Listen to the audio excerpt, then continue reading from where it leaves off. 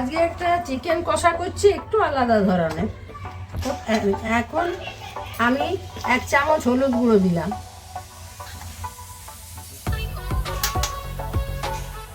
1 চামচ নুন দিলাম, জিরে গুঁড়ো 1 চামচ, ধনে গুঁড়ো 1 চামচ আর লঙ্কা গুঁড়ো 1/2 চামচ। এবার দই দেব, টক দই। এবার আমি আদা রসুন বাটা 4 চামচ দিচ্ছি। তারপর টক দই ফেটিয়ে রেখেছিলাম 4 চামচ, সেটা দিচ্ছি। আর 600 মাংসে 300 পেঁয়াজ দিতে হবে। একটু আলাদা ধরনের চিকেন কষা করছি। এবার আমি সব মশলা দিয়ে এটা সব মশলা মাখিয়ে আধ ঘন্টা রেখে দেব। এতে 4 চামচ তেল দেব, সর্ষের তেল 4 চামচ দেব।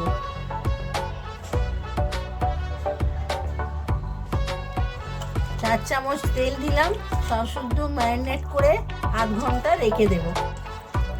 তারপর রান্না করব।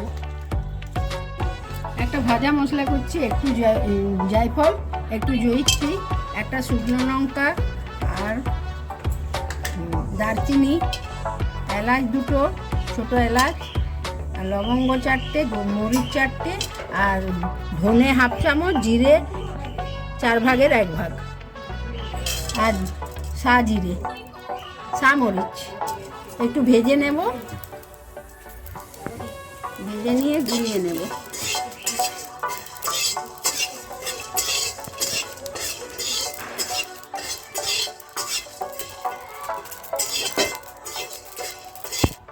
কড়াইয়ে আমি তেল দিচ্ছি 4-5 চামচের মতো। এই চিকেন কষায় আলু দেয় না, কিন্তু আমরা আলু খাই বলে একটু আলু দিচ্ছি। মশলাগুলো তুলে রেখেছি, তারপর গুঁড়ো করে নেব। আর এখন আমি আলু দিচ্ছি।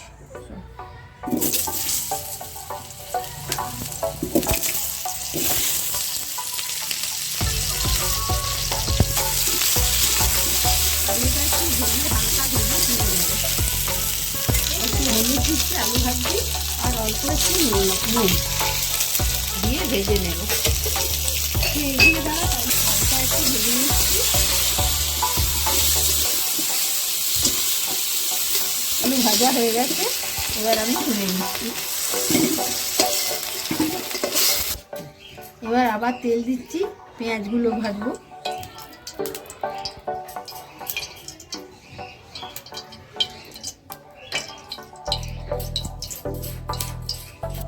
আমি 600 মাংস করছি, তার জন্য 300 পেঁয়াজ।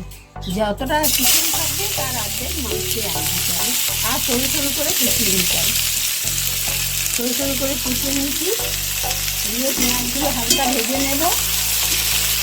পেঁয়াজগুলো হালকা ভেজে নেব, তারপর ম্যারিনেট করা মাংস এর মধ্যে দেবো।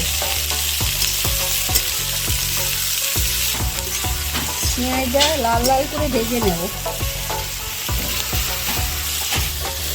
যাতে পেঁয়াজের জলটা শুকিয়ে যাবে, তেলটা তেল ছেড়ে দেবে, পেঁয়াজটা ভাজা হয়ে যাবে।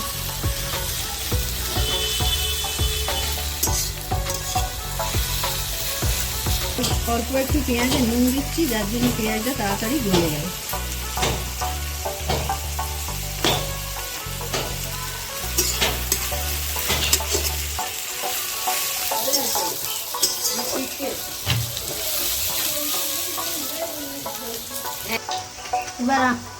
এবার আমার পেঁয়াজগুলো লাল লাল হয়ে গেছে, দেখুন তেল ছেড়ে দিয়েছে। এবার আমি চিকেনটা ম্যারিনেট করা আছে দিয়ে দেবো। আধ ঘন্টা ম্যারিনেট করা হয়ে গেছে। এবার পেঁয়াজগুলো লাল লাল করে ভাজা হয়ে গেছে, চিকেনটা দিয়ে দেবো। দেখা যাচ্ছে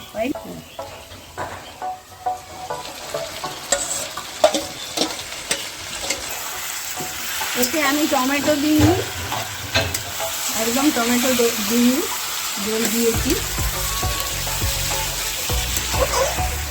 আর পেঁয়াজও বাটা নয়, একদম কুচনো পেঁয়াজ, লম্বা লম্বা কুচনো পেঁয়াজ। এবার একটু নেড়ে চাপা দিয়ে দেবো। এবার আমি চিকেন ম্যারিনেট করা ছিল, ওতে একটু জল দিয়ে আর দিয়ে দিলাম। এবার আমি চাপা দিয়ে দেবো, মাঝে মাঝে চাপা তুলে নাড়বো।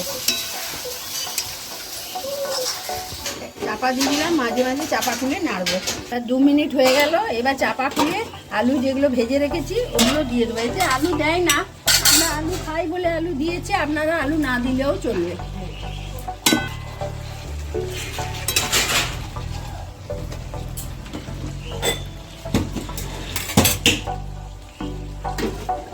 আবার চাপা দিয়ে দিলাম। আলু মাংস সেদ্ধ হয়ে গেছে, চিকেন। এবার আমি একটু কাশ্মীরি লঙ্কা গুঁড়ো দিচ্ছি।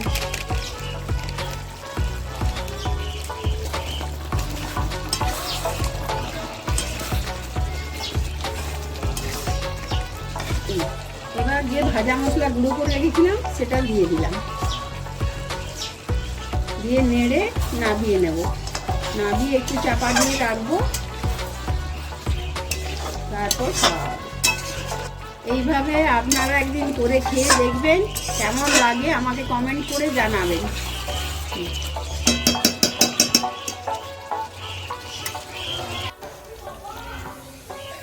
হয়ে গেছে আমার চিকেন কষা, নামিয়ে দিলাম।